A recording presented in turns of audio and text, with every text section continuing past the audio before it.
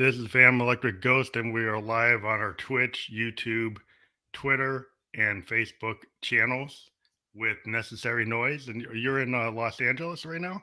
No, I'm actually in like the Bay Area, Oh, Bay so like Area. San Francisco Okay. area. So Oh, that's cool. Well, you're in California. yeah, I'm in California. It's pretty sunny out here right now. So Yeah, we're in New England, and we're getting ready to get a snowstorm. So yeah, I'm originally from Iowa, and yeah, it's really cold there. I just talked to my mom today, and she's like, "It's really cold here." I'm like, "It's not cold here at all." So yeah, you never really get that. yeah, So just to start off, we're going to do a full kind of interview. This is what we do.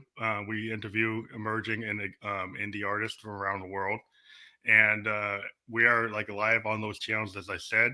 But you'll see scrolling below. In order to pay for us to do this, we have sponsors. One of them is an iOS app called Newsly, which reads the news back to you in a natural voice, and so you can stop scrolling and start listening. If you use coupon code GHOST2021, and that's still right, you'll get 1 month free premium subscription. So, stop scrolling, start listening, check it out, use the Ghost 2020 code, and you'll get that 1 month free. And then the other sponsor that we have is as a company that we've been working with, and they sponsored our festival, is Double Jack Online out of Europe. And they do an online lottery. If you take your cell phone now, you can use that scan code, and they do NFTs, so you can convert your art from your band into NFTs and monetize it. They can also do what they call crowdfunding, so they can crowdfund your project if you're trying to get like on the road. If you try to do an album, they can work with you. They can create a scan code for you that will actually allow you to use that code is my scan code, and they can create a URL as you see below, like a Double Jack Fam Electric Ghost, and you get passive income. And you have a screen. You can meet with our marketing director. We did like an online info commercial for our festival a couple weeks ago, so we can get you into that. And so that's what it's all about with some of the sponsors. And we'll get back to the primary reason we're doing this is to talk to Necessary Noise. And we're going to we do have a banner for you. The one we're using right now, I think, is your Facebook. oh okay, cool. Which you see down there. I don't even know what it looks like. So, their Facebook. Okay, cool. Yeah, just your banner. Yeah, I think So the next thing we like to do is, before we get into like this behind the music type of interview, is we like people to actually hear the band that we're talking to. So yeah, we've got queued up like a cover. You did a cover. yeah, right? I did a cover early last year with a couple of dudes that are my friends.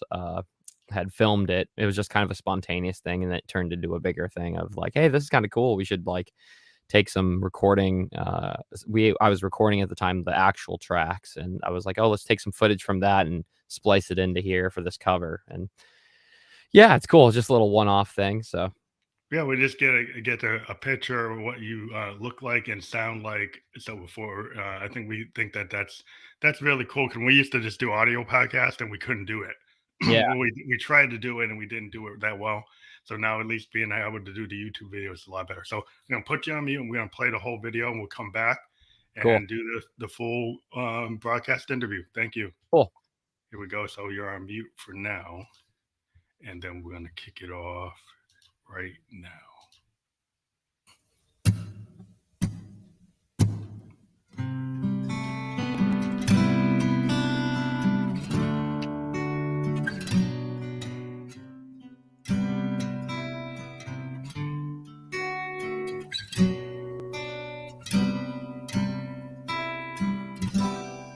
I had a dream.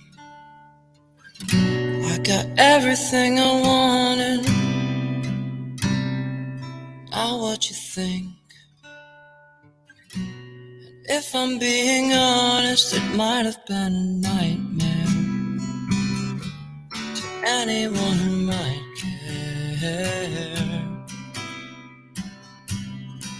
Thought I could fly, so I stepped off the golden.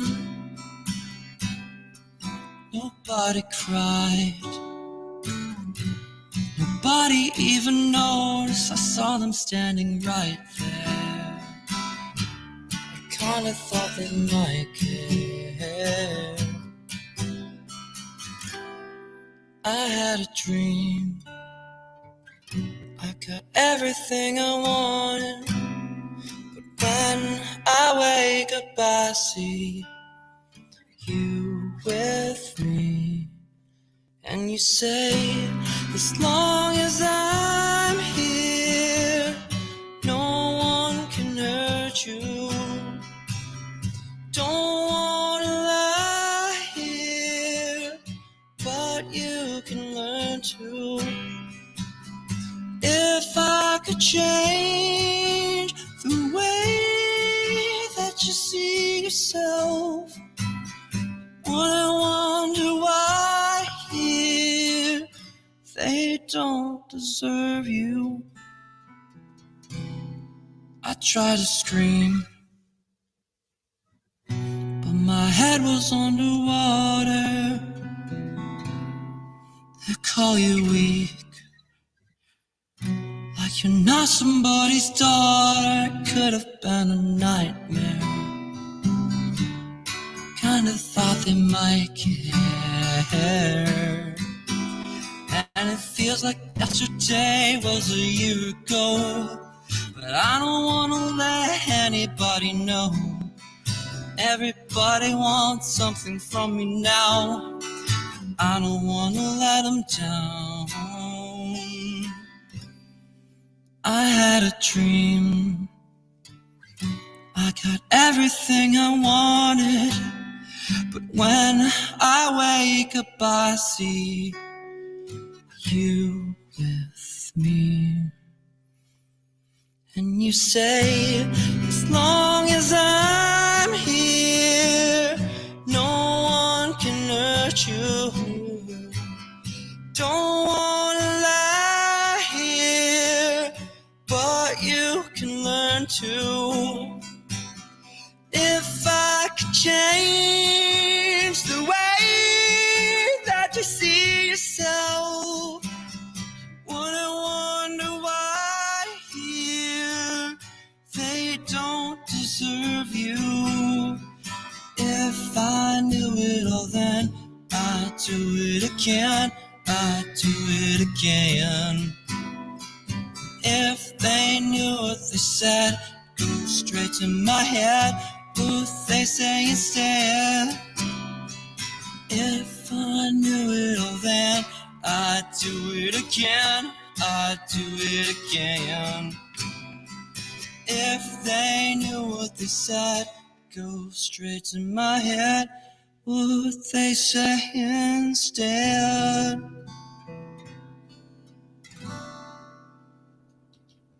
So we're back. I can hear you, right? Yes, can you hear me? Yeah. So that's beautiful. I think that's a really good representation of your sound. Maybe, actually, to be honest with you, maybe not, but it's a cool, it's a cool performance, though. Yeah, it was definitely something different. Like, mostly my style is more like, I would say like rock, pop, punk sometimes, but yeah, like that's kind of the more stuff I write. But then towards the end of my recording stuff, I ended up doing a lot more acoustic and stuff kind of like that and incorporating it with it. So, but yeah, that's good for an album though, because it shows like if you're gonna do like if you're gonna not just do singles, if you do an album or EP, then it shows like the breadth of your capability when you can do like that kind of intimate singer-songwriter type of thing. Yeah, that's actually a huge part of the records that I'm doing. Like, it's a concept thing, and I find it. I love when artists are able to do like different versatile things, you know, and still have like a brand behind it and an idea. Yeah. So I tried to do that as much as possible. Yeah, like I'm a child of the '70s. I'm 54, right? So I grew up listening to 8-tracks and vinyl. And and the album was the way music was delivered to me. You know, that's I'm album guy. Even though we're in a Spotify playlist world, I still try to do concept albums and like, okay, well, Peg fans get me, but maybe not, but more than that. Yeah. But yeah, I think it's cool. I do see it coming back. I mean, it's weird. Like in the Some hip of it. hop genre, there's a lot of people doing concepts. Simple Butterfly. I mean, I know that was like what, like 8, 9 years ago at this point, but like that was Well, you get huge. Tyler, like Tyler the Tyler Creator. Creator, Every yep, album is a concept, you know. yep. Yeah, But he's a great example, all the yeah, people that's what from yeah, that you people. can like when they get people who tell you like you can't get people to listen to albums. It's like, well, in hip hop, people are listening to entire albums, Yeah. you know. So it's just like maybe some genres they're not into it. It's more single driven, but I digress. What I like to do No, is I like to talk about like an artist from the beginning. So one of the first questions I always ask is like, when did you first get into music? Like, at what age did you start like in the music? Even if it's like just just an entry level like event. so usually I would say like 5th or 6th grade, but I actually like not even a month or 2 ago, I found a photo of myself when I was like 2 or 3 playing drums, and it made me, Wow. remember a little bit that like, "Oh, yeah, that's right. I've always really been, like, into music." Even when I was, like, 2 or 3, my dad would take me to, like, churches and stuff, or, like, Mhm. he's a physical therapist, and he would take me to different spots, and I would sing, and, like, he would, like, play the Everly Brothers or Beatles and stuff and make me pick out the harmonies. As, like, a 3-year-old, a 4-year-old, that's really weird, but, Yeah. like, I would recognize harmonies, and that's another crucial aspect. Like, my other co-engineer, or engineer, Sean, did the same thing. Like, we just love picking out harmonies and looking Mhm. at melodies and how to deconstruct them, so I'd say very early on, yeah, just having those kind of memories of, like, singing harmonies, drums, and then I refused to play guitar up until about 5th or 6th grade, and then my friend did it, and Guitar Mhm. Hero came out, and I was like, And then you "Yeah." start doing it on the P on the a gamer version of it, and then it Yeah, gets I did Guitar Hero, and I'm like, "Oh, I could learn this song." So, yeah. it's like, yeah, got a That's first that interesting guitar. because I'm a keyboardist, but I'm a frustrated guitar player because I have a brother, right? I've got Yeah, two brothers, and my younger brother, he picked up the guitar and he immediately could do it. And yeah, I'm like, oh, I couldn't do it. I tried to do it, I had one. And then I picked up like a keyboard and I'm like, oh, I can do this better. I just naturally had an aptitude for the keys. And so, that's but the cool. weird thing is because I wanted to be a guitar player, I try to get my Moogs and my Rolands and all my hardware sense to channel guitar type things. And so I have this kind of punk aesthetic in my music That's cool. because I'm a frustrated guitar player. Yeah. but Guitar is a different kinda instrument sometimes than piano. I did actually, now that you're saying that, I did piano first before guitar, and I did okay at it. It was like 4th grade or something, and, um I see, like, I shoulda looked at these questions beforehand because I kind of, like, don't remember some stuff from my childhood, like, all the time, but, like, I played French horn, and then I played piano, and I was, like, okay at both of them, but then, like, guitar hit me and, it was a little different. So, it was kind of the opposite of what you had, so you're better Yeah, at I mean, keyboard and I piano actually than I am. started in the woodwinds. I mean, I Yeah, was a flute, clarinet, sax, that's um, cool. but then I liked music, right? And I'm like, well, I could write jazz or I Yeah, could write classical type stuff, but like I like the Beatles, right? I like the Stones, I like Pink Floyd, yeah, and I'm like, I can't really write Pink Floyd on my clarinet. yeah. Well, So, you technically could if you listen, I could, but but not it's like I tried, guitar-driven stuff. but I was like, I need a synth or something. And then I Yeah, really got into hardware sense because this is like, 78, 79, right. and there weren't any DAWs, right? So you'd go get a Tascam or a Fostex Yep, and you would get like your guitar or your synth and you just layer. yep. That's what and I still actually like to do that rather than using a DAW just Yeah, because that's what I started with. And, yeah. but I understand that like it's a DAW age, but we'll get to that question later. But Oh, yeah, I think I saw that. but how long have you been actually working on music once you found that you had like a talent for it? When did you would say that you actually started working on it? Another funny thing that just came up this last week was, I was asked to kinda start a band with my friends in about, I wanna say 6th, 7th grade, yeah, 7th grade probably, and, we started, like, a punk ska band in high school in Cedar Falls, Iowa, called the Karate Lincolns, and we weren't the greatest. We thought we were the greatest, but I definitely wasn't the greatest, and, yeah, I was a little 7th grade egomaniac, and I was doing most of the singing work, and then my other friend did some of it, and Mhm. guitar. But I learned how to play guitar and sing at the same time, which was like I remember when I don't even wanna say auditioned for the band or whatever, because they couldn't have somebody sing or something. I didn't know how to write a melody at all. Like, I mean, you kind of get thrown into the fire, like, then that's, I guess, how I best operate is just, kind of going in there and doing it. Just doing it. Yeah, I think that's the cool thing when I started, with my band within, garage basement band, and we had this guy that was a jazz drummer in school. He played Mhm. in the jazz band, and I convinced him like I want to do like a punk band because I was really super into the Clash and Joy Division, right? Because Yeah, it's like '79, and I'm like Joy Division and the Clash. Let's do something like that. Like try that's to cool. mix like keyboards because that's the early like new wave with like the kind of punk attitude that Joe Strummer had. And I'm like, Sure. yeah, that's what I like, right? And so then I just and you didn't really. My whole thing about Joe Strummer is like you don't have to have pitch at Yeah. all. You just do whatever you want. Yeah, pretty punk. Yeah, so that was that's the one thing I liked about the punk aesthetic is like then you didn't have to try to have a perfect voice like a Motown, like a Barry Yeah. Gordy's like guys, you're not gonna get to that level. Like so punk gave you the permission that, oh yeah, it could be like a CBGB moment and I'm Yeah. just gonna come in there like Lou Reed or come in there like like Joe Strummer and just come at that perspective. Yeah, definitely more punk, for sure. That's cool. So when did you start actually realizing that you could write your own music? Because like there's one thing like a lot of people can get into music and they become session musicians. They are in Yeah. classical orchestras or but they don't write their own music. Like they work with other people and maybe they add to other people's music, but they're really not primarily a singer songwriter. What made you want to be like Right. a singer songwriter? Um, Same kind of answer, but a little different, which is adding on to that whole, I was thrown into the fire of it, like, "Hey, write a melody for this. We don't have anything." I was like, "Okay, I don't know how to do this, but let's do this." And progressively, 6th grade, 7th grade, 8th grade, I got better at it. And then one of the last songs we wrote for that Karate Lincoln's album, I hate saying that name, for that album was, like, more of a progressive punk thing, which is what I'm into now, and it was, like, Mhm, different what defined what I call the necessary noise, like, trademarked thing, which is it sounds kind of easy to the listener. I always want it to be kind of more approachable, but mhm. it's really hard for the musician, and my live guys can back me up on that, is like, "What the heck? This is really, really, like, a hard part to play or something weird or Like difficult or Steely Dan hard.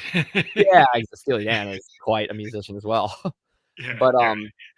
yeah, it's like that's when I realized, like, okay, I can start writing, like, how I want to write kinda Mhm, things, and I wanna say about senior year of high school, I started, like, What Necessary Noise became with a friend. It was like a two-piece, mhm. and, yeah, I was just doing a lot of guitar writing. I'd taken a little bit of music theory from my teacher, Mr. Liu, and, I tried to figure out what worked best for me. So, I spent a lot of time on my own figuring it out, and now I'm here, so 10 years later, whatever that would be. Yeah, I think it's just interesting the drive that makes somebody a singer-songwriter because a lot of times it's because you write songs because it's like therapy. I've talked to Mhm. artists, they're like, I have to write. I'm not just trying to write to be a pop star. I'm doing it because it helps me work out my life, right? So Oh, is yeah. that part of what you do? Because I found a lot of singer-songwriters will say like, even if I never get anything on the radio, I write songs because it helps me work things out in my life. Yeah. One of the biggest selling points of what I do is that it's a little autobiographical, but also kind of a storyline and the concept album stuff. And Mhm, it's very therapeutic. I mean, it's very cathartic for me to write out some of my feelings and emotions. But it's also nice because I tend to displace some of that as well and not, internalize it too much. And putting it out into a different storyline is a little bit more beneficial for me than just, like, saying, "Oh, this is me, woe is me," yeah. Yeah, Um Yeah, Yeah, that's the singer-songwriter trap sometimes is like, yeah, is everything like your story, or do you go like Dylan and yeah, Springsteen Dylan, and yeah, actually create other characters that people still try to trace back to you, right? But yeah, but exactly. I think every time Dylan does something and it seems like it's somebody else, people say, "Well, that probably is him," Yeah. right?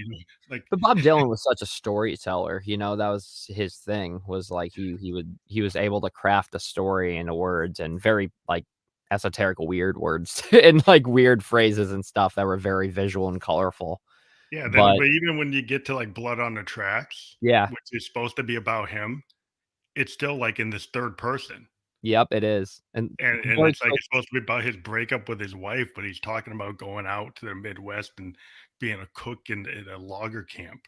and let me And tell you you're like, something, I one of my best friends, unfortunately, he passed away. He was an older gentleman named Chris Webber, and he actually worked with Dylan on Blood on the Tracks in the Midwest in Minnesota. He owned a "Oh, little wow." guitar shop, and yeah, so Mhm. I heard a lot of the Blood on Tracks, stories from back in the day, but yeah, that was, like, a thing he did. He went out to the Midwest. He went to Minnesota, and, like, I don't know about the logging stuff, but, like, Yeah, I mean, but he create these, like, images, yeah, like, in an idiot wind and things like that. It's like, okay, yeah, is that really him? It's yeah, supposed to be about him, but it still seems a little removed, which I think is the cool thing if you're a yeah, singer-songwriter, you can kinda craft these stories that are about you, but then it's hard to pin down that it's you, then it's very interesting, but, uh, yeah. we always like to ask about influences and reference points, and that always is kinda a little dodgy because people don't wanna be pinned down, No, you're but, good. yeah, who really were the people that inspired you? Let's see. I think growing up, one of the first influences was My Chemical Romance, the Black Parade and stuff. That was, like, what got me really into music. System of a Down too, trying to think. Green Day a little bit later, but that was, like, a big thing, and it's kind of all come full circle because when you're a kid, you like something, and then you're told you're not supposed to like something, like, Oh, My yeah. Chem was cringy, so then I hated My Chem, and then I kinda came back around, I'm like, "Oh, no, it's pretty rad." And, I draw a lot of influence from that. It's just the creative songwriting aspect of things.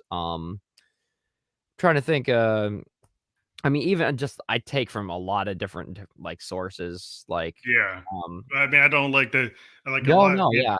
I think a lot of times people wanna pin somebody to a genre, and I do have ask, writing style genre questions, but, Yeah, no, I get even it. my own stuff I call expansive sound, and the Yeah, reason I do sure. that because, like, if in electronic music, everybody thinks you're a DJ, or everybody thinks it's EDM or trance, and I'm kinda like, "No," like, I'm talking about electronic music that goes back to, like, you know, Genesis, Yeah, you know, exactly. and Yeah. it goes back to, like, Funkadelic Yep, or Funkadelic. Stevie Wonder songs in the Key of Life.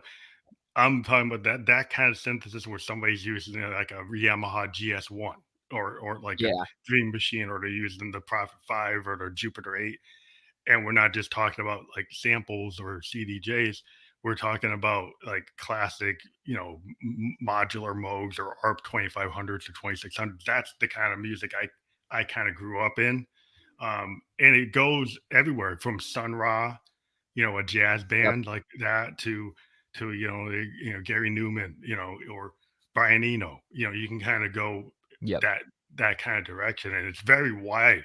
It's not as narrow as people try to make it now. Right, exactly. I think a lot of additional pop stars today drive, or sorry, not drive, derive from different musical inspirations, and I think especially nowadays with pop, it's, and rock too, it's more like taking from a culmination of sources, like, I could also be like I just mentioned, like, in my genre what I like, but I also really Mhm. like stuff like, I don't know, like Coltrane or Kamasi Washington, and then I'll listen like you said, Funkadelic, but I'll go around and listen to, like, Pantera, or I'll listen to, like, Acid Bath, and I'll be like, "This is sick," or, like, Corpse Grinder or some, like, Cannibal Corpse, but then I'll, like, go the next day and I'll be like, "Oh, let me listen to Mozart for a little while." Yeah, So I yeah. I mean, really like listening to different things, and, um, also, I mean, there's different aspects of it, like, what do I take away from this lyrically? What I take away from this songwriter aspect, or, like, musicality of stuff. And then what do I also take away from it from an engineering standpoint, which is where I'm really at in my life now because I'm editing these records. So Well, yeah, it's kind of like the George Martin Fifth Beatle thing, because yeah, a lot of people still bring up the Beatles, even this yeah, far into history, just because the kind of that George Martin Fifth Beatle mm, idea is that what I like about I saw a documentary on George Martin, and what was really interesting, he was going on about like Sergeant Pepper's and Rubber Soul, and he was saying, I the Beatles met me and they knew I used to work on Peter Sellers comedy records. mhm, And the thing about the Peter Sellers comedy records that he used to do had backward tape loops, mhm. all these overdubs, That's cool. all the techniques they ended up using on like Sergeant Sergeant Pepper's. Pepper's. Yep. Yeah, and the Beatles actually dug that, so they came into the relationship with him knowing that he did that kind of stuff, and eventually started to incorporate it. And he also talked about it in terms of sound paintings. Yep. And he said, "Well, I really like Monet." And he said, "And I like the idea of a sound painting because I could have just recorded the Beatles like they were in Berlin, Yeah. right? Or I could actually interpret them and create this like studio version of them that's a sound painting. Yeah. And maybe you That's can't cool. play it live, but you can do in the studio something you can't do live, and that becomes like a sound painting." Yeah, that's very cool. And I think a lot of people now with their DAWs, that's what they do. They basically do what George was doing Yeah, exactly. Like, back in the day. it was a lot harder to do that, back Yeah, then with, like, your restrictions, but I always believe restrictions breed creativity as well, so, like, I feel like even though we have DAWs and, Pro Tools and stuff today, it's not we can't quite get the sound that we got back then. We try to replicate it. Like, it's why us guitarists still use vacuum tubes in our amplifiers, or this is a tube mic, yeah, from it's a yeah, Neumann 47. It's not an actual Neumann, but they use Neumann 47s, like we're still trying yeah. to get That's that. that's why I'm a big believer in like hardware synths. Mhm. Just because I use Moogs, just because analog synths like Moogs have such character, and like just every day I turn it on, it acts different. And actually, I use my Yes. synths to like inspire what I'm gonna do because I Yep. don't try to tame my Moog and make it do what I want. I kind of like, okay, what's it giving me today? Right. And I can go with it. I'll go with the direction it gives me. And then I find that that actually gives me a lot of inspiration if I just let my modular synths just turning them on one day and like not using them warmed up or using them warmed up, it is like act different. But if if you go start playing with the CV and then suddenly boom, the sound design drives the song and you really didn't know where you were going to go. Yeah. But it kind of becomes an integral part of the song. I know you can do it on a DAW, but there's something about actually using a CV on a hardware synth that makes you do things that are maybe more immediate because you have all those controls in Yeah, front of you. absolutely. I And agree with that in that. itself is why I'm still kind of a hardware guy because doing all those controls, you have no idea. It's like a guy on a Hammond organ using the drawbars and Yep. using the pedals. It's like there's something about that immediacy of doing that that can drive the song. It can make you make a choice. That Yep. if it's something's really buried in the menus, how would you ever really do that? Probably Yeah, not. exactly. Probably Yeah. not. Yep, I'm on the same board. That's why I got a couple thousands of dollars worth of preamps behind me. It's like, Yeah. hey, Yeah. man, I could emulate a Neve 1073 or I could have a 1073, It's like it's a big Yeah. difference. It's nice to Yeah, I think get there's the like having tactile a knob. Neve yeah, having that Neve technology. I mean, I use some stuff from Soyuz microphones is Oh, kinda this is got that great. yeah. Good Yeah, I dudes. got some of their preamps and stuff. I got a launcher that I've been using heavily on vocals because it just makes that kind of the analog nature of circuits is like it just creates something really beautiful. Yep, And even though it's electronic, it just seems like that when you get to analog circuitry or you get to the old school, solid state stuff, it just seems to have a character mhm. that's like the same as like making a choice of a guitar, right? Using a Telecaster or a Stratocaster or whatever. You make a choice on what the pickups are, how it's going to behave. Is like it behaves different, Yep, you know. And I think that's the limitations sometimes, like you said, I think like I mentioned, like limitations can drive creativity. Like Yeah. if you have too many choices, sometimes it's good to narrow your choices. Yeah. Yes, See, sir. That's right. I believe that. so yeah, so one of the things I also like to ask is like what kind of workflow process, because people are in the DAW, people go to a recording studio, people have their own recording studios, they work with producers. So yeah, I guess if you start at that, like, you have your own home studio, do you ever go to bigger studios? What kind of DAW do you use? Maybe in that kind of frame of That's a good question. question. 3 years ago, well, I wanna say I've been recording for quite a while, since about 2012, 13, but I wouldn't say that was recording well. Um, about 2012 or 2013, I started learning how to record. I actually sat down with, like, the Logic, Pro, at the time, 9 manual, and I was just trying to figure it all out, and I was just clipping preamps, doing terrible things. It was bad. Um About 3 years ago, I decided, I'm gonna work on this big body of work. I've been dreading it for a while. I've been, like, creating the songs, but now I have to put it to paper, and I already had, like, the concept in mind. I just had to actually, like, do it. And I knew it was gonna be a daunting process. I'm like, I might have to do this until I'm, like, 27 or 28, and now that number moved to 29 or 30, unfortunately. But, basically I found that while doing all this home recording stuff, I wasn't getting the results I wanted. I kind of set myself up for failure though, because I'm like comparing my records to my heroes' records, or like not even my heroes, sometimes like just really good sounding records that are like standards. Yeah.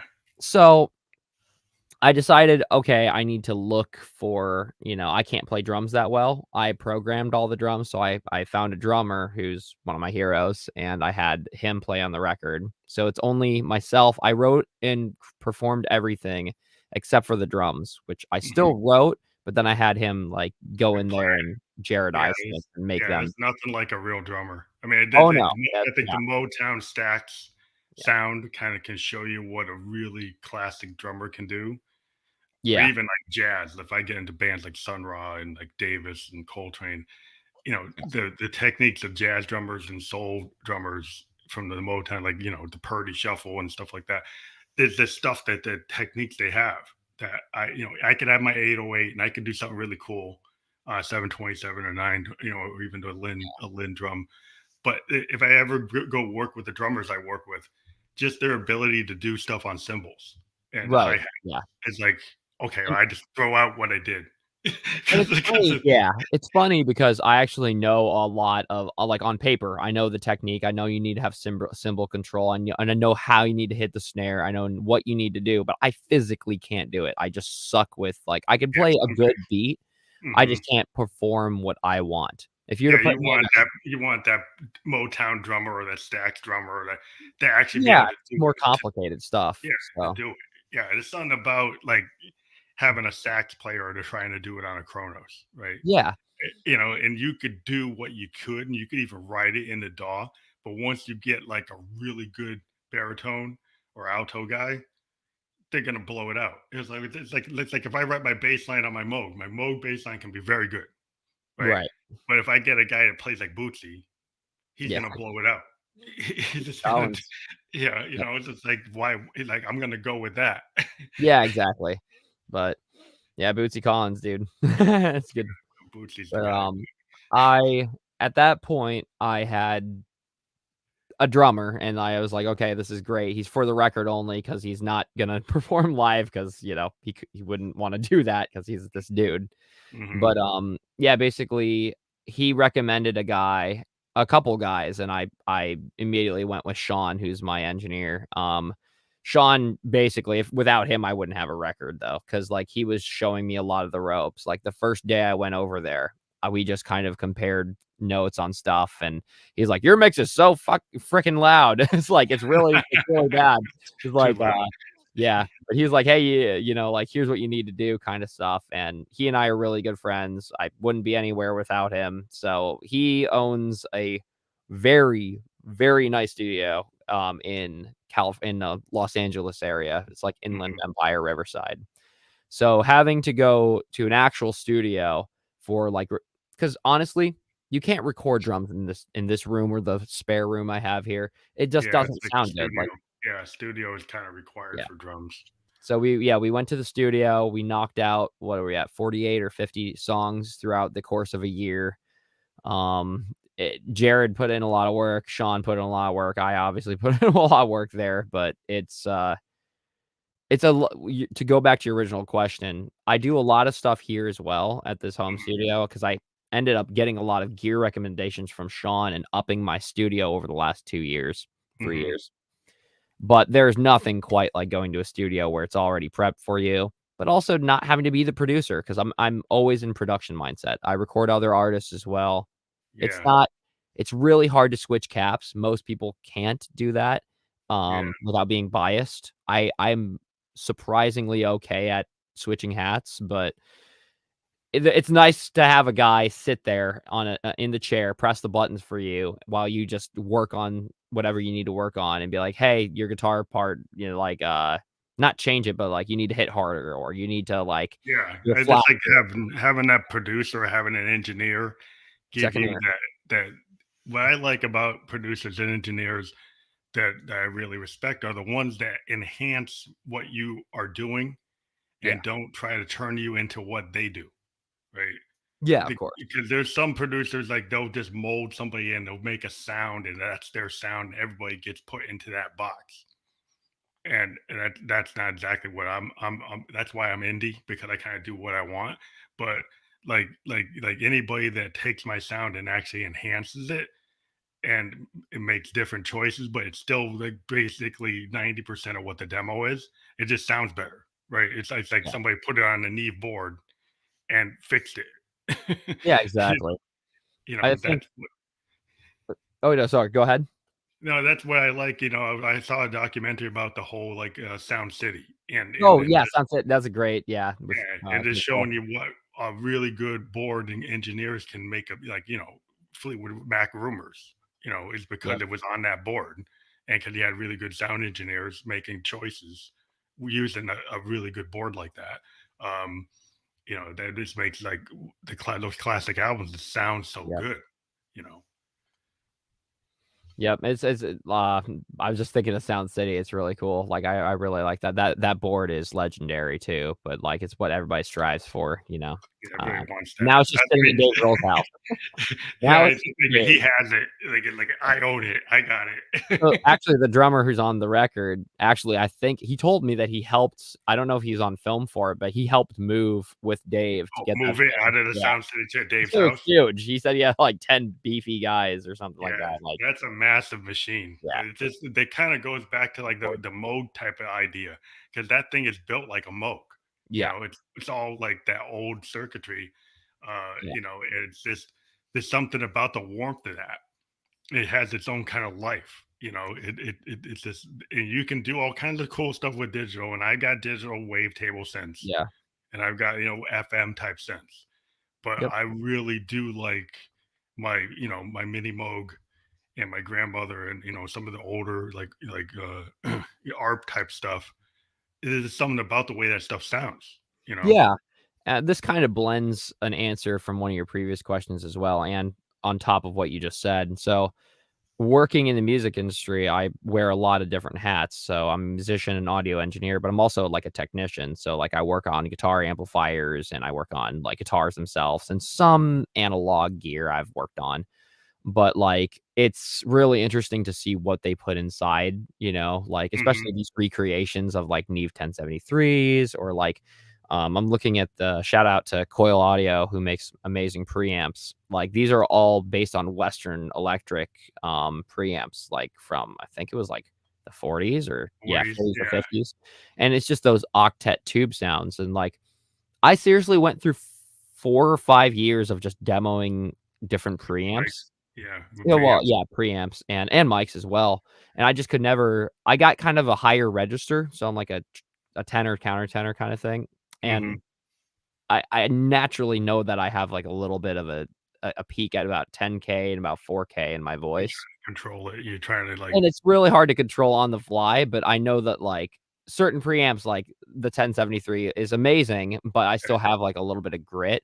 I put this tube this coil preamp on there, and immediately just like perfection. It just Perfection. fixed it, like so you don't have to worry about it. Yeah, it's just like I wish I could pull up an image. I'm so stoked on these. I had to wait like a year to get them. Mhm. And they're so expensive, but like it's so worth it. Having the Yeah, analog gears, I sound like I'm just it, going on an analog gear rant, but no, but I was talking to a guy and we're really into some old Frank Sinatra, right? yeah. And the kind of mics that he was using, right? Yep. And Yep. just the sound Yeah. that he could get. And I'm like, damn, that's like it's like when you listen to like Motown guys, like in this, some of the stuff they're using, and it's not as perfect as some of the stuff today. And that's where I kind of point out to people like, I don't necessarily want that perfect. Yeah. I think it's the imperfections. If I listen to like, XL on Main Street and I listen to like Keith Richards and how he's playing, Mhm. you try to put that in a DAW on timing on BPM, he's not gonna be all over the place, right? Yeah, exactly. And so, like, but that in itself is, or even listening to Funkadelic or Sun Ra, that's what I try to get at when I'm talking to other people that I produce with. Is like just being obsessed with trying to be perfect on your DAW is not necessarily the goal. And like, well, Yeah. I'm like, why don't you listen to Sticky Fingers? Why don't you listen to some Sun Ra? And that's what I'm talking about. Like allowing those happy accidents and Yeah. kind of going with it and letting it serve the song.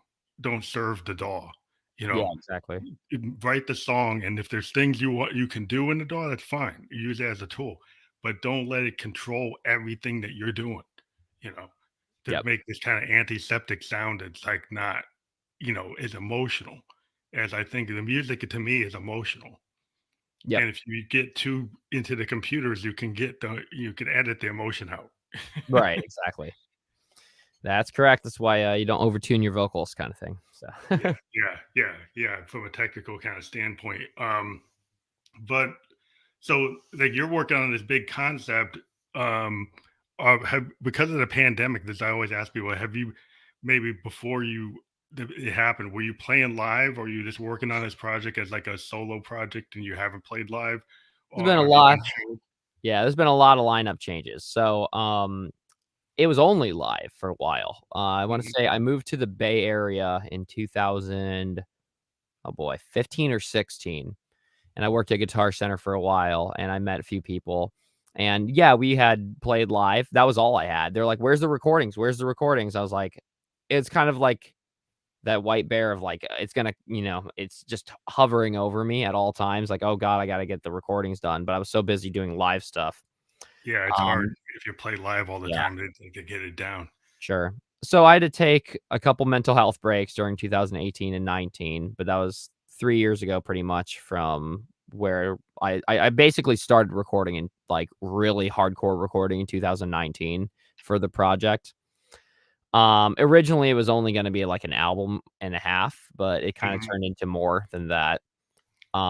With the pandemic, it's interesting because we were ready to play live. I got a group of guys, to do some of my live stuff in, yeah, that's 2020, and pandemic hit. We had to take a break, but I still made them rehearse every week, and they got tighter and tighter and tighter. So, finally, last month, we just, like, had a couple return shows. 2 days ago was, like, our last run of that series of stuff, so now we're just gonna do some sparse gigs here and there.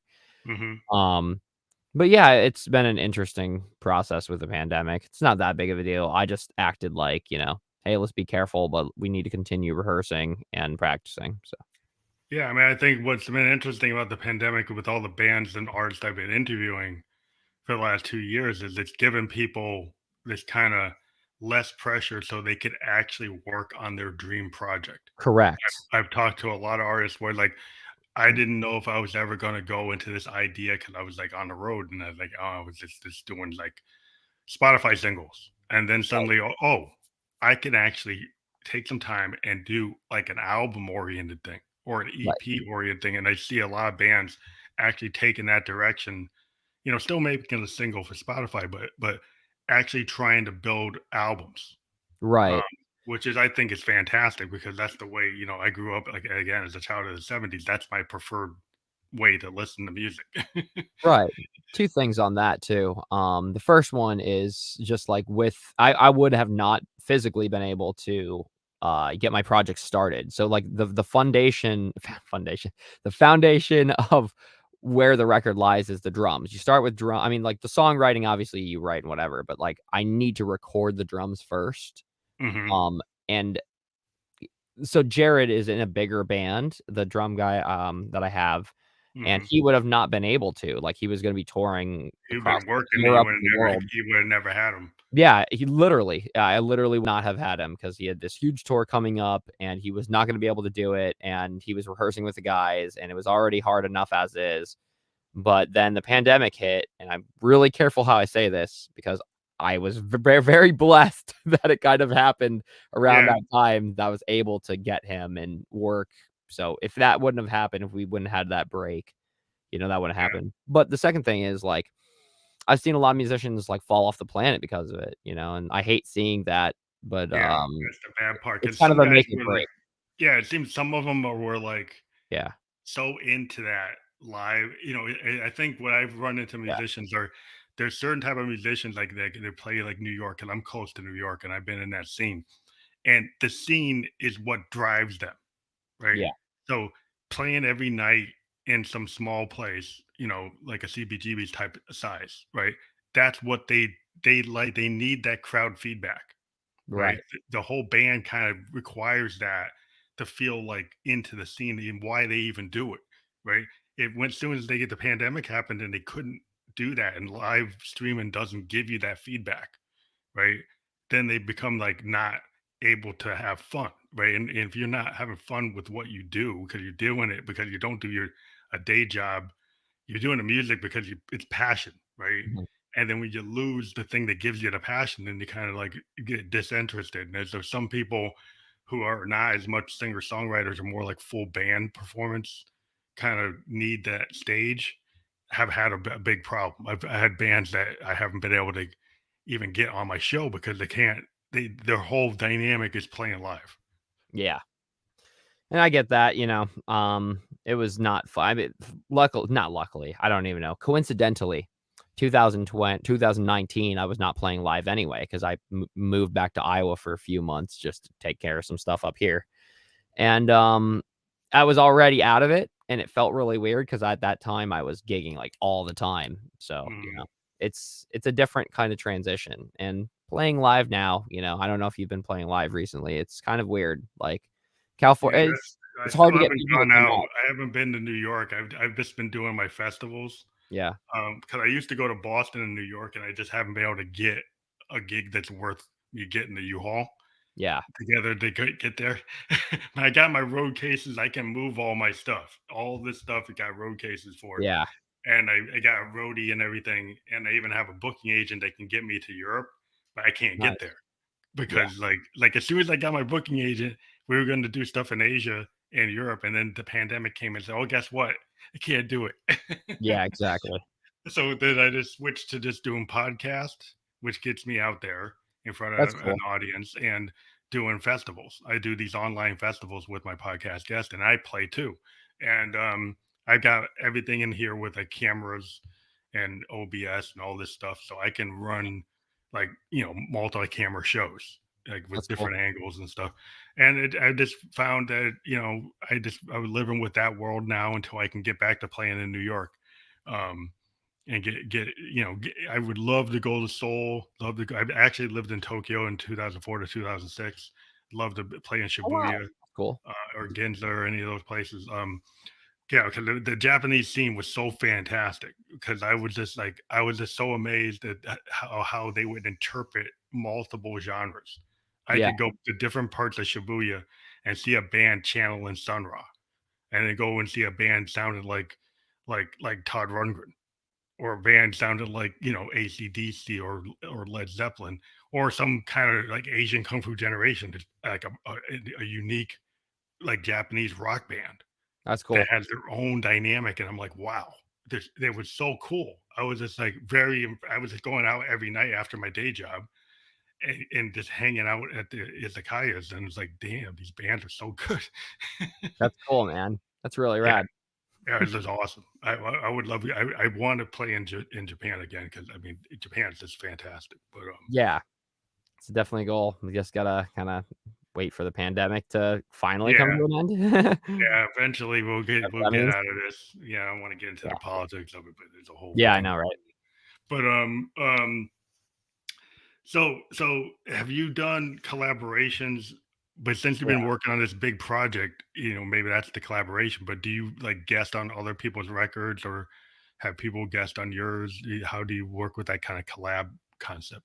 So I'm pretty this whole record is my body of work. It's pretty much it's gonna be my life work. I already know that. Hopefully I can follow up with it sometime, but I don't wanna think about that. But so it's very personal and like there is only a couple people that I would allow to be on my record. If that I know Mhm. that sounds conceited, but No, Jared no. was one of the only people I would have let on my record. Like, there's pretty much nobody that I would have been like I was just very comfortable with him. He's a very comfortable person to work with. Um, I've done a couple so that video that we played, the Mhm. people who filmed that are in this band called I always shout them out, called In the Background, one word and they are amazing. Amazing musicians. They did a live video at Sean, my engineer's studio, and they just blew me away. One of the best drummers I've ever seen as well. And Mhm. I did a couple covers with him. Funny enough, we did a cover of one of the bands that Jared plays on, well, that Jared's in. We played a cover of one of the songs for them from them. So it's just this weird, like, cool thing. But That's cool. that's about the extent of the collaboration. Oh no, no, wait. I did some guest vocals on a local bands from here, called Stay Out. I did some guest vocals there on a couple different songs and did some higher harmony stuff. And I don't know, like, I'm not open to collaborations. It's just kind of been like Yeah, it's like if it's your vanity project, like Peg, yeah, I used to be in bands. I yeah, used to be in these kind of punk kind of bands yeah, and like progressive rock type of bands. And I was the keyboard player. And I was like a primary writer because like that's what I like to do as a keyboard player. I like to write. right, And but when I was in bands, I was just a piece of that band. Like a band, right, oh, they want to have some Hammond B3 or they want to have like a DX7 sound. So okay, fine. They bring me in and I play and it's not like the peg. yeah, I would just go into what they're doing and kind of be in their motif. But the whole idea of peg is like that's my vanity thing. thing, yeah, That's my sound, and it's very much a one person project. From time to time, I'll bring a guitar player in, I'll bring a bass player in, I'll bring a drummer in if they're kind of in tune with what I'm trying to do. And I have actually done collabs where I've actually had this one with this Los Angeles actress or actor, and mm, we did a combined album because she was kind of in sync with where I was going and became this kind of peg. All Control K was this lady I worked with, cool. and we did an album together. And if I find somebody that like we're in the same space and they think it's gonna work, then I'll do like a collab like that. That's cool. But most of the time, like it is like I understand uh, you want to have your singular like vision, right? As Yeah, that's the thing that you're trying to get across, and that's why singer songwriters I like to talk to them yeah, because then compared to somebody who's being produced, right? And you get in a record, there's like 10 different producers, and it was like or it's like the one guy, but it's not really. They didn't even write the songs. Like there's all these other people who wrote the songs.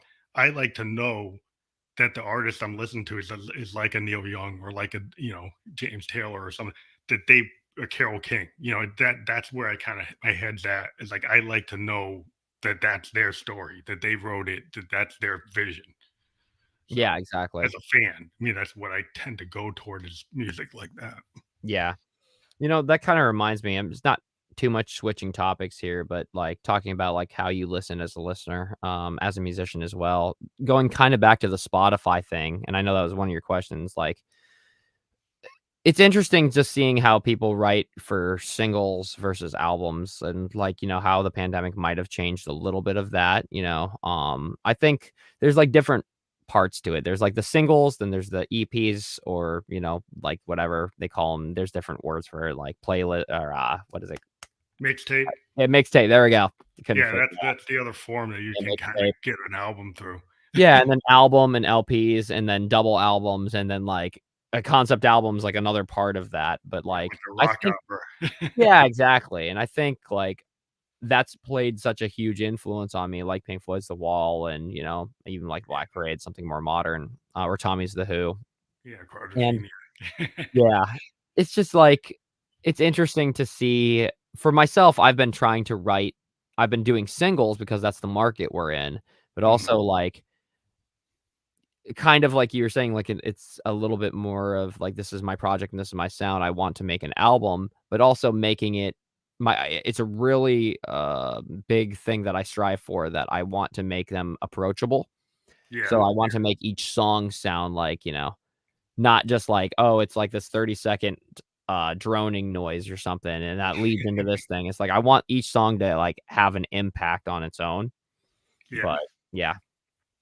Yeah, I think the thing about the whole playlist world, it reminds me that we've kinda gone back to this 1950s thing, right? Where, Yes. like, even if you look at Motown, as I always go back to an example, is they would take, a song, Smokey wrote it, and then they give it to the Temps, they give it to Four Tops, they give it to the Supremes.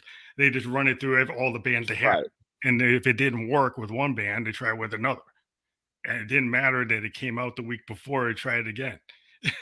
And it was just like it was kind of like a playlist because most of the hits eventually got collected on records that weren't really like albums. They were albums, but it was just like a kind of spotty kind of collection of the hits, and then eventually you get like what's going on. You get Stevie doing like his like intervisions and doing songs in the key of life. They start getting guys who start writing in the 70s album format, but before that, everything was just a hit, it's just Yeah. a single. And it seems like we're in this kind of singles mode where everybody's Yeah. just trying to do a 2 minute, under 3 minute song that you turn into like a Pepsi ad. Yeah. I mean, it just fluctuates back and forth, you know? The music industry, I work for a music consulting company, it's another hat I wear, I work some operations for that, for an X record label exec, and he's really taught me that stuff changes all the time, like, everything changes all the time, like, Yeah. Spotify is the biggest thing now, who knows 10 years from now what it's gonna Well, be. yeah, TikTok is TikTok is kind of, huge. yeah, that they're the kind of this kind of like, you know, X brand because suddenly you get some guy doing some strange thing or some girl doing some weird TikTok and it's not something anybody would have thought is the trend, and then that becomes the trend. And then they get signed, and then they got this whole different sound, and you didn't even see it coming because it just came out kind of like the underground.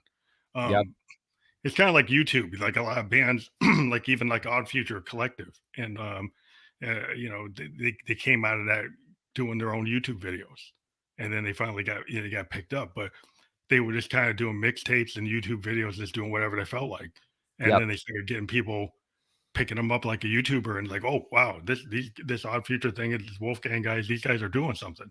yeah, Um, like Brockhampton's the same kind of thing. These collectives sometimes come out and they kind of drive the market because they had the guts to kind of just I'm going to do it the way I want, and if the fans come along, that's cool. It's kind of like yep, what happened with Sub Pop and yeah, SST and IRS. Back in the day, is like that's where I was really into the Sub Pop, SST label, small labels. you're right. Um, that I was doing like radio stuff for college radio, and like anything Sub Pop had, I'm going to play it. Anything Yeah, that's on SST, I'm going to play. If it's on IRS, I'm going to play it because those guys are making good choices on the right, like emerging acts, and I wanted to support that because I was tired of this. What was in hearing like not that I don't like Aerosmith, but I yeah, don't want to hear it every day. yeah, exactly, I get that. So I'm just glad that we have these kind of underground areas like SoundCloud and Yeah, mixtapes and other places that you can, I get so many ideas to interview people just going to my SoundCloud or right, going on Instagram and seeing how many new bands show up, that's you cool. know. And really, the Instagram has been my primary use booker for my show because Yeah, I will go find all these new bands and I'll find it only has like 3,000 fans, yeah, but exactly. then they sound really kick ass. And I'm like, Yeah, I like it's like I'm gonna give them a shot because I think they're cool, you know. yep, that's I cool. think that's how you build like a scene, Yeah, It's like exactly. A lot you of just it's, uh, you know, with the internet and stuff, you don't have to rely on a local scene as much, but, Yeah, you can kind of find like bands that are doing like I'm big time into that kind of Brian Eno, yeah, Berlin Kraftwerk type of sure, idea. And anytime I see a band, if they're in Iceland or in Australia and they happen to be doing that or wherever they are, and I'm like, oh, I want to talk to them. right, And then I'd end up like being like this worldwide, kind of synth wave, dark wave, like, oh, these guys are doing what I like, so I'm going to talk to them. Or even if it like I listen to like a death metal band that's like out sure, of California or something. Oh, I like the way they're doing it because they remind me of Black Flag, you sure, know. yeah, kinda cool. So, what are your thoughts about like the future of the music industry? Because you're like in it in different levels, different hats that you're putting on. Yeah. Well, I always ask this kind of a wide question, like, what are your thoughts about the future of music? I mean, that kinda blends in the last question. I honestly, like, it changes so much that it's kind of like playing what if all the time, you know? I just tend to I think the future of the music industry is always going to be dependent upon the younger generation, like, they're gonna always set the standard, and I think I'm on the cusp of being Gen Z, so I understand it. I try to use TikTok as much as possible. I just think it like, from an emotional standpoint and, like, a psychological standpoint, it's draining, and it's a time waster, but I Yeah, get why it's entertaining. Like, I yeah, refuse to it's a be on different. it. Yeah. So it's like one of those things that I need to post all the time, but I don't want to, and I don't wanna be on it. So it's just like, oh, but It's I like think what I find with some bands, like Gen Z bands, or even my guys in my category. But the problem I find with it is like I have a 22-year-old daughter, and she's like, "Dad, you just can't take what you put for your YouTube video and throw it on TikTok. right, has to You be you right. actually have to look at what they're doing and look at the trend, and that's what." And I'm like, well, I don't want to spend all the time doing that because I'm trying to write Time music. consuming. That's the biggest question is how to, blend your artistry into because you lose it. We have that discussion on these music mastery consulting call things for these people is like, how much of this is draining your soul and how much of it are you not able to do like the stuff you love? Because there's a difference. There's a huge difference between like I hate to call out artists and so I'm not going to, but like artists that are TikTok artists versus artists who are, like, actually trying to write, like, music and, like, an emotional thing, like, Yeah, yeah, labels are dead. yeah, Independent artists are there's your answer for your future music stuff, yeah. like, even my record label executive X person that runs these calls, who was the head of a huge label, a couple of them, says, "L Don't go that way, go to independent stuff, Independent. be an Yeah. independent artist because 'cause they're not gonna do anything for you, they've always wanted money." Yeah, So if yeah. I you want mean, it's not a good uh, deal. I mean, when you yeah, see like Radiohead and Pearl Jam go indie, yeah, you're like yeah, if they're doing a band yeah, like go ahead, man. Wilco Awesome. or those kind of bands are gonna go that way, then you're kind of like, okay, like they're big like here my heroes, but I'm like Yeah. they can't get a deal and they're fantastic. Like, how the heck am I gonna get a deal? Well, do you remember when they released In Rainbows? Yeah, Radiohead? Like, that was the biggest shock 'cause they're like, "Pay as you want? What the hell?" Like, that's not yeah, even a thing. They yeah. are like, say what you want about their music if some people don't like it, like, I like it, but, like, I love it actually, but, like, what they've done for the music industry, they're always like, years ahead of in the Well, future. I just love them because they remind me of like what happens if you take that kind of yes Genesis idea and go forward, right? Yeah, So they to me like them and Wilco, they're both going in this progressive rock inspired direction, but it's more modern. yeah, And I just like it just so fantastic. And yeah, they don't really care. I mean, they never cared from the beginning. They're kind of like the way Genesis were created from art school guys, right? right. And they just did what they thought was cool and what Yeah, they thought was vital to them, yeah. and then the fans found them. Right, And I think that's my direction I like to go. Is just like that's the way I think. Like artistically, I like to drive that way rather than trying to trend it. Now I understand why you want to trend the TikToks and the reels and all these other things that come up, but yeah, I think it's like the heart.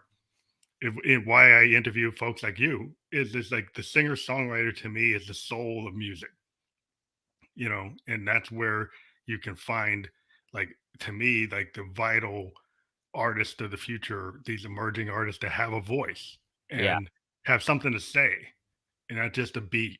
Not that that's bad. It's cool to go out dancing and have a beat, but I like the depth of like an Idiot Wind Yeah. or like the Neil Young, like anything he's done. Like that's the kind of depth I like to get to. So you're gonna get that from a singer songwriter. Yeah, I agree. That's a very, very good point. So thank you for being on the program. I Oh, think yeah. we got a little bit long, but yeah, that's That's what how we it like to happens with do. me every Oh, time. no, we tend to go an hour. That's what we do. Oh, there And you go. people have told us, "Oh, you should only do 15 minutes," and we're like, we're not A lot of doing ground covered. that." Yeah. So, yeah. Thanks for having me on. It was fun. Check out the link below and whatever. And yeah, I'm hopefully gonna get another release out here very, very soon. Great was the song I released last year, exactly almost a year ago. You have So a target date for the record, or you're still like, I beat myself up about it a lot. I actually made I a don't want to post. stress you out if you Yeah, don't have. no, I made a my mom does that, don't worry about that. She reminds me, is like, "Jordan, we really wanna hear your music." Um, but in a parallel I made a post about this on Instagram, 2 days ago, is that in a parallel world, I would have released it on 2/22/22 because that has a huge palindrome theme to, like, having Yeah, things circle back around and just a lot of themes. It would have worked a couple days ago, but I'm still working on it. So I'm guessing uh, I'm gonna say the end of the year. But yeah, here's the thing: yeah, 3 albums, 48 songs. I'm doing the math here, and I've been working 12 to 16 hours every day on the song. And by the time I'm 30, I'll have all 3 records done. If I work 12 hours a day, that's just the math behind it. But maybe God intervenes and makes a day 29 hours instead of 24. yeah. I mean, it takes what it takes. Like if you're working on your big, project. Yeah. I've got this thing I've been working on called Dark Ghost. I was supposed to put it out in 2017, and then I boarded it, and I was like, I still love it. And the weird thing is, like, it has its own vibe, and I really wanted to release it, but then I came up with other things, and I just put it on the shelf. And I was like, I'm not putting it out, and now I've kind of gone way beyond where I was, but I still like it, and I keep on like just agonizing. Should I release it? Because it's like, it's from 2017, and then I'm Release like, it. I think I should release it, but then I You was have like, a I'm so jealous of artists like you. I have a friend that has his record done, he's sitting on it. I'm so jealous of people like you. Like, I'm constantly still working on this stuff, and it's like, God, man, if I had a record done, I would release it immediately." So, I don't know, just work on it, see if it's relevant to you, and if it speaks to you, then I'll speak to other people. That's a good yeah, note to end on. yeah. I guess got to get back in my headspace to see if I should put it out. But yeah, I get it. It's like sometimes I want to go back and rework it. Then I said no, I shouldn't touch it. That's what it was. Do what you Um, want, do what yeah, speaks to you. you never know. But thank you, and your fans know we will be on Spotify video podcast within an hour. You Wow. can actually watch this on the permanent links on Twitter, Twitch, YouTube, and Facebook. Twitter is like the new thing. They actually have these new permanent links Rising. that allow you to actually watch the whole podcast, which is something new that we've been able to do through StreamYard. And yeah, I think only podcasters can do it, but yeah, because you can't do it like by yourself. But it's through this method. So yeah, if Twitter is the way you like to watch things, we do have the ability for your fans to watch there. Cool. So thank you Whatever very much happened for to that coming on. 140 character thing, Twitter is Yeah, a little well, it's different now. weird. Yeah. Yeah, they I'm would not on allowed Twitter, it. so You yeah. never know why they let people do things. Yeah, I take exactly. advantage when they let me do it. Yeah, exactly. All right, Cool. thank you. Good talking to you, man. Thanks again. Bye.